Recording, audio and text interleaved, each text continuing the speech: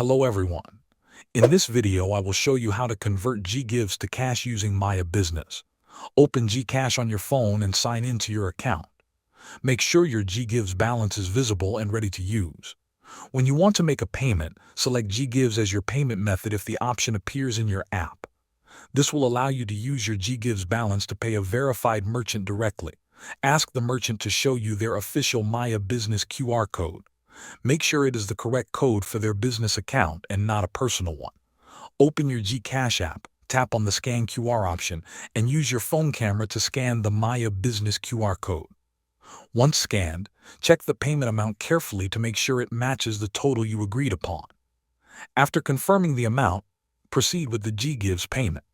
When you confirm the payment, the transaction will be processed, and the amount will go directly to the merchant's Maya Business wallet.